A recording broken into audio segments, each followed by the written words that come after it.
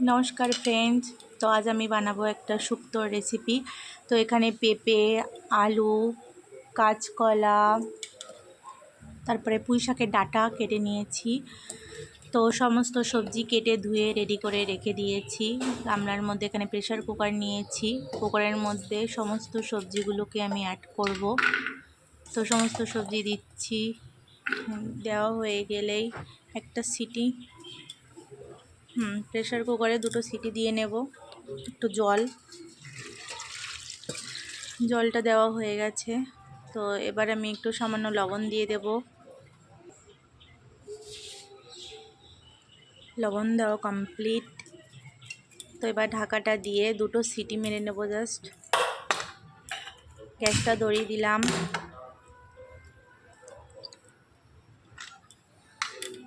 দুটো সিটি দেওয়া পর্যন্ত ওয়েট করব। কড়াইয়ে গরম হয়ে গেছে, তেল দিয়ে দিচ্ছি, সরষের তেল।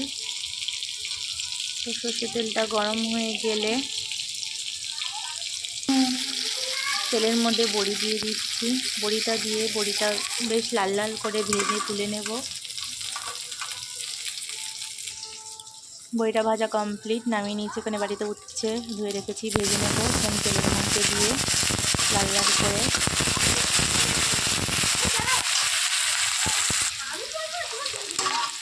উচ্ছেটাকে লাল লাল করে ভাজা হচ্ছে ভালো করে নেড়ে চেড়ে ভেজে নিচ্ছি। তো এখানে যে সেদ্ধটা রেখেছিলাম নামিয়ে নিয়েছি, ঝুড়িতে জল ঝরিয়ে দিয়েছি। উচ্ছেটাও প্রায় ভাজা হয়ে এসেছে। এবার পাঁচফোড়ন দিয়ে দেবো ওই তেলের মধ্যে।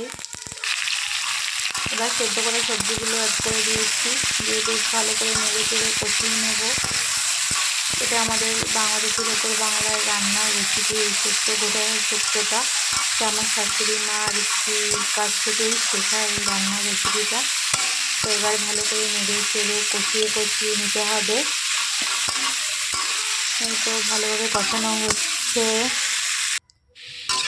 কষানো কমপ্লিট। এবার ভালোভাবে চামচ খুন্তির সাহায্যে এটাকে একটু চেপে ভেঙে দিতে হবে। তো ভেঙে দেওয়া কমপ্লিট। আরও একটুখানি নেড়ে চেড়ে নেব ভালো করে। এর মধ্যে আমি হলুদ অ্যাড করিনি।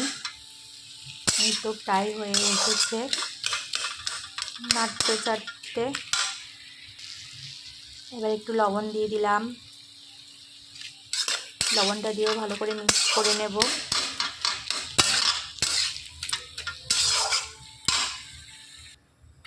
এবার ভাজা বড়িগুলো আঙুলের সাহায্যে ভেঙে নেব। বেশি গুঁড়ো গুঁড়ো করবো না, জাস্ট চেপে একটু ভেঙে নিলেই হয়ে যাবে। সবটা ভাঙা কমপ্লিট। এবার দিয়ে দিলাম শুক্তোর মধ্যে, দিয়ে ভালো করে নেড়ে চেড়ে ওটাকে সামান্য একটু জলের ছিটা দিয়ে দিলাম। দিয়ে এবার মিক্সড করে নেব ভালো করে মিশিয়ে নিয়ে। মেশানো কমপ্লিট হয়ে গিয়েছে। তো এবার এর মধ্যে আমি একটুখানি জিরে গুঁড়ো দিয়ে দিলাম। জিরে আর ধনে একসঙ্গে ভেজে গুঁড়ো করা ছিল, সেটা দিয়ে ভালো করে মিক্স করে নিচ্ছি নেড়ে চেড়ে। তো মিক্স করা কমপ্লিট হয়ে গিয়েছে। এবার একটু চিনি দিয়ে দিচ্ছি। তো চিনি দিয়েও বেশ ভালো করে নেড়ে চেড়ে নেব। এই রান্নাটা খুব সুন্দর হয় খেতে, গরম ভাতের সঙ্গে খুবই ভালো লাগবে। তোমরা বাড়িতে বসে ট্রাই করে দেখো। তো এবার একটুখানি ঘি দিয়ে দেব, গাওয়া ঘি। জাস্ট ফ্লেভারটা খুব দারুণ আসবে। নামানোর আগে একটু ঘি দিয়ে বেশ নেড়ে চেড়ে মিশিয়ে নিলেই রেডি হয়ে যাবে ভেতর শুক্তো। এখানে অবশ্যই পুঁই শাকের ডাঁটাটা ইউজ করতে হবে, তাহলে খেতে ভালো লাগবে। এখানে কেউ চাইলে অন্য সবজিও অ্যাড করতে পারে।